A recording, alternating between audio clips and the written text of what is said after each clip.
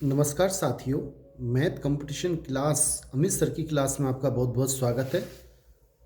साथियों, आज की क्लास में हम कुछ महत्वपूर्ण गणित के क्वेश्चन करेंगे जो कि कंपटीशन के लिए आने लायक हैं। आप ध्यान से देखें और आपसे निवेदन रहेगा कि आप इस चैनल को सब्सक्राइब कर लें, लाइक करें, अधिक से अधिक कमेंट करें। क्वेश्चन फर्स्ट इस प्रकार है, निम्न में से कौन सा कथन सही है? पहला, एक अभाज्य संख्या नहीं है। हमसे पूछा है निम्न में से कौन सा कथन सही है, तो एक पहले आप सोचिए अभाज्य संख्या होती है या नहीं होती है। देखो, अभाज्य संख्या किसे कहते हैं, हम पहले ये जान लें कि अभाज्य किस संख्या किसे कहते हैं। कि वो संख्या जिनके केवल दो ही गुणनखंड होते हैं, एक तो एक और एक स्वयं। जैसे दो, इसके कितने गुणनखंड होंगे? दो गुणा एक, एक तो दो और एक एक। तीन अभाज्य संख्या है, तीन और एक। पांच अभाज्य संख्या है, पांच एकम पांच। और एक होती है संयुक्त संख्या। संयुक्त संख्या किसे कहते हैं? वे संख्या जिनके दो से अधिक गुणनखंड हो, जैसे चार। चार को क्या क्या होते हैं? एक गुणा चार या दो गुणा दो। तो इसके कितने गुणनखंड हो गए? एक, दो और चार। इसके तीन गुणनखंड हो गए, एक, दो, चार। तो दो से अगर अधिक गुणनखंड हैं तो वो संयुक्त संख्या कहलाती हैं, और केवल दो गुणनखंड हैं तो वो अभाज्य संख्या कहलाती है। अब हम संख्या एक की बात कर लेते हैं। संख्या एक को हम कैसे लिख सकते हैं? एक गुणा एक, यानी इसके केवल एक ही गुणनखंड है, स्वयं। एक के कितने गुणनखंड है? संख्या एक है, उसके एक ही गुणनखंड होता है, एक ही गुणनखंड होता है। इसलिए ये न तो अभाज्य संख्या है, अभाज्य संख्या नहीं है। क्यों नहीं है? क्योंकि अभाज्य संख्या के लिए दो गुणनखंड होने चाहिए। संयुक्त संख्या किसे कहते हैं? जिसमें दो से ज़्यादा गुणनखंड हों। ये सब अभाज्य संख्या हैं। चार, आठ, छः, नौ, 21, ये सब संयुक्त संख्या हैं। और एक ऐसी संख्या है जिसके न तो दो गुणनखंड होते हैं, न मतलब एक ही गुणनखंड होता है, दो भी नहीं होते, दो से ज़्यादा भी नहीं होते। इसलिए ये न तो अभाज्य संख्या है और न ही संयुक्त संख्या है। तो इसमें हमसे पूछा है कौन सा कथन सही है, तो फर्स्ट बिल्कुल सही है कि एक अभाज्य संख्या नहीं होती। क्यों नहीं होती? क्योंकि अभाज्य संख्या के लिए दो गुणनखंड चाहिए और इसके केवल एक ही गुणनखंड होता है। एक अभाज्य संख्या है, गलत है, यह अभाज्य संख्या नहीं है। एक संयुक्त संख्या नहीं, एक संयुक्त संख्या नहीं होता। दो अभाज्य संख्या नहीं है, बिल्कुल गलत है, दो अभाज्य संख्या होती है। तो इसका सही आंसर ए है। नेक्स्ट क्वेश्चन देख लेते हैं साथियों। नेक्स्ट क्वेश्चन इस प्रकार है, एक व्यक्ति ने एक साइकिल 935 रुपये में 10% लाभ पर बेची, तो उसने वह साइकिल कितने में खरीदी? बड़ा आसान तरीका, बहुत आसान तरीका है। ऐसे क्वेश्चनों को आप कैसे करेंगे? देखो, मैंने मान लिया कि क्रय मूल्य 100 रुपये में खरीदी। कितने में खरीदी? 100 रुपये में। तो बेचेगा कितना? विक्रय मूल्य कितना होगा? कितने का लाभ ले रहा है वो? 10 रुपये के लाभ पर बेची, तो वो 110 में बेचेगा। अगर 100 में खरीदेगा तो वो 10% लाभ के लिए 110 में बेचेगा। अब वो बेच कितने में रहा है? यदि साइकिल इतने में बेची, यदि विक्रय मूल्य 935 है तो क्रय मूल्य क्या होगा? बड़ा आसान, मैंने x मान लिया, इसको इससे गुणा करें, इसको इससे, तो x गुणा 110 बराबर 100 गुणा 935। तो x बराबर आ जाएगा 100 गुणा 935 बटा के इसके नीचे चला जाएगा 110। एक जीरो से एक जीरो कट जाएगी। अब 11 का भाग इसमें दें, 11 8 88, अगर इसमें भाग देंगे तो 11 8 88, कितने बचेंगे? 89, 90, 91, 92, 93, 5 बचेंगे। और 5 मैंने ये उतार लिया, तो 11 5 55, 85 बार भाग जाएगा।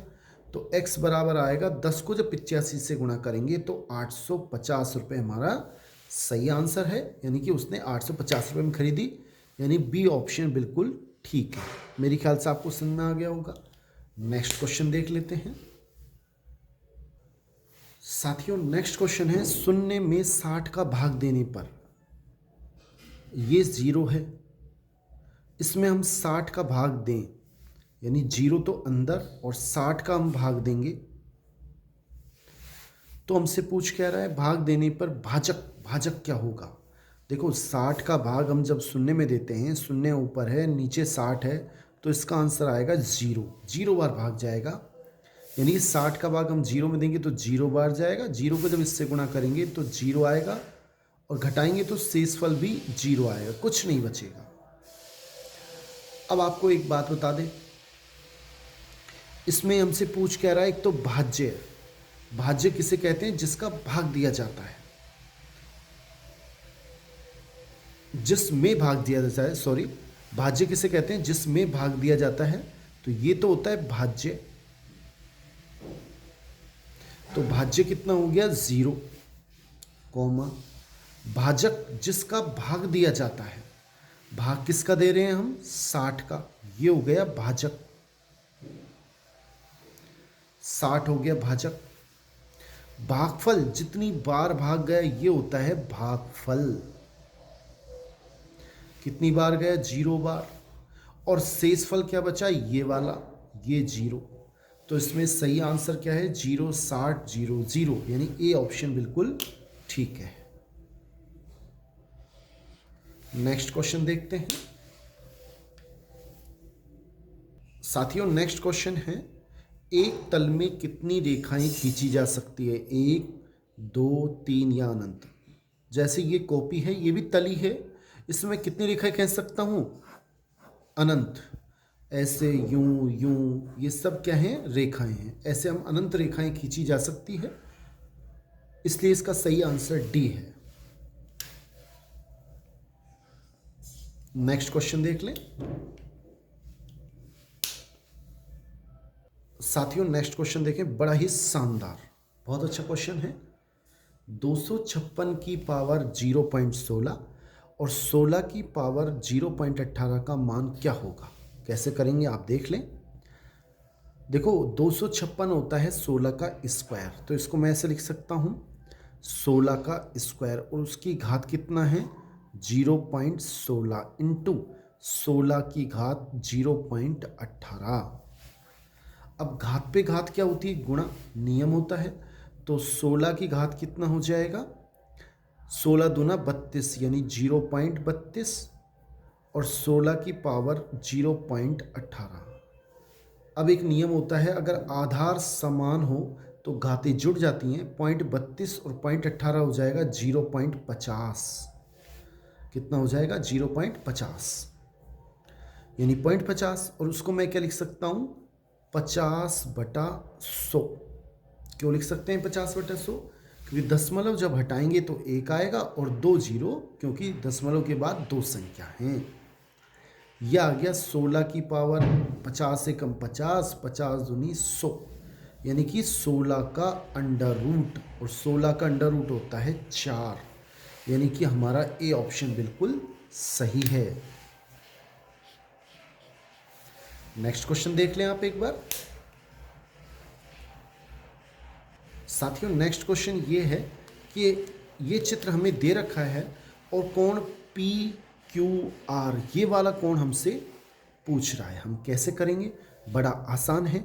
मैंने क्या किया, ये दोनों रेखाओं के समांतर, ये दोनों रेखाएं समांतर है, दिया हुआ है ओपी समांतर आर एस। मैंने एक रेखा और खींच दी इस तरह से, अपनी मर्जी से मैंने बनाई। तो अब ये जो रेखा मैंने बनाई है वो इसके भी समांतर है, इसके भी समांतर है।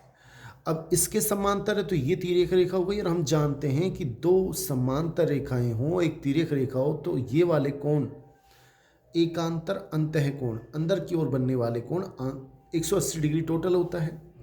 ये 100 है तो ये हो जाएगा 80 डिग्री। ऐसे ये 140 है तो ये हो जाएगा 40 डिग्री, क्योंकि टोटल 180 होना चाहिए। अब ये हम जानते हैं कि एक सीधी रेखा पर बनने वाला कोण 180 डिग्री होता है। ये 80 हो गया, ये 40 हो गया, इनका टोटल हो गया 120। तो 180 डिग्री में से अगर हम 120 घटाएंगे तो बचेगा 60 डिग्री, यानी कि बी ऑप्शन हमारा बिल्कुल सही है। नेक्स्ट क्वेश्चन देखें आप एक बार। ये क्वेश्चन देखिए, एक व्यक्ति का मासिक वेतन 24,000 रुपये है। उसने शिक्षा पर किए गए व्यय को पाई चार्ट पर दर्शाया। ऐसा होता है पाई चार्ट। और पाई चार्ट पे केंद्रीय कोण कितना डिग्री है? 60 डिग्री। जैसे मान लो ये 60 डिग्री है और ये 60 डिग्री क्या है? शिक्षा पर खर्च है। ठीक है, शिक्षा पर व्यय है, 60 डिग्री इसका कोण दे रखा है। तो शिक्षा पर व्यय कितना है? देखो हमने क्या किया, उसका जो टोटल मासिक वेतन है उसको पाई चार्ट से दर्शाया। अब टोटल कितने डिग्री होता है पहले आप ये बताएं? 360 डिग्री। तो 300 जो 60 डिग्री है वो किसके बराबर है? 24,000 के। देखो पूरे को 24,000 को हमने इससे दर्शाया है पाई चार्ट से। पाई चार्ट क्या होता है? 360 डिग्री। 360 डिग्री मतलब 24,000 रुपये। तो 1 डिग्री क्या हो जाएगा? 1 डिग्री मतलब 360 का भाग लगा देंगे और हमें चाहिए 60 डिग्री शिक्षा पर खर्च। तो 60 से गुणा कर दिया तो 60 डिग्री क्या हो जाएगा? 24,000 बटा 360 इंटू 60। 60 एकम 60, 60 को 6 छंग 36 और 6 का भाग जब इसमें दोगे तो 6 चौक 24, 4,000 रुपये आएंगे। यानी ए ऑप्शन बिल्कुल सही है। खर्चा हमारा शिक्षा पर 4,000 रुपये है। नेक्स्ट क्वेश्चन देखते हैं साथियों। ये हमारा नेक्स्ट क्वेश्चन है 9वां।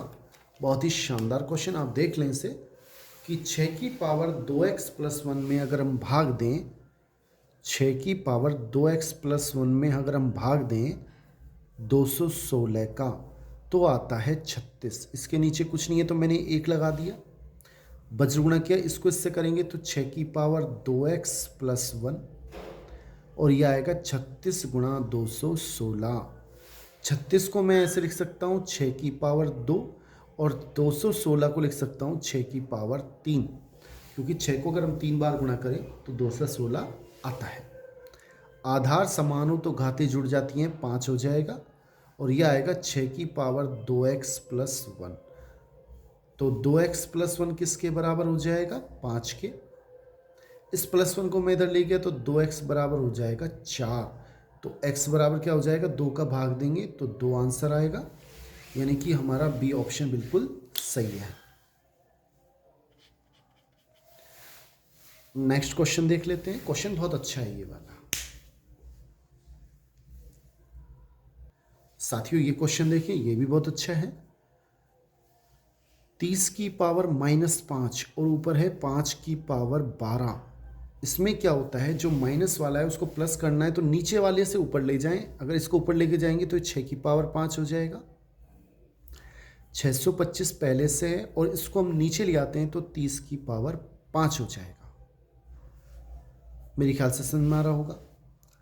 5 की पावर 12, 6 की पावर 5 और मैं इसको ऐसे लिख सकता हूँ 5 की पावर 4, क्योंकि 5 को जब आप 5 4 बार गुणा करोगे तो 5 25, 125, 625 आ जाएगा। और इसको हम क्या लिखेंगे?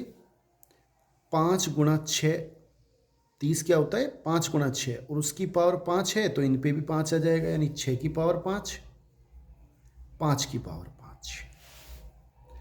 अब देखें ये तो सीधा सीधा कट रहा है, एक जैसा हो गया। ऊपर हो गए 5 की पावर 12 और नीचे हो गए 5 की पावर। आधार समान हो तो घातें जुड़ जाती हैं, 5 और 4 9। आधार समान और भाग दें तो घातें घट जाती हैं, 12 - 9 यानी कि 5 की पावर 3। और 5 की पावर 3 का मतलब 5 गुणा 5 गुणा 5 यानी कि 125 हमारा सही आंसर है। सी ऑप्शन बिल्कुल ठीक है।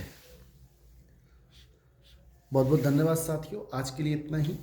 आपसे निवेदन रहेगा कि आप इस चैनल को सब्सक्राइब कर लें जिससे मैं आपके लिए अच्छी अच्छी वीडियो ला सकूं। थैंक्स।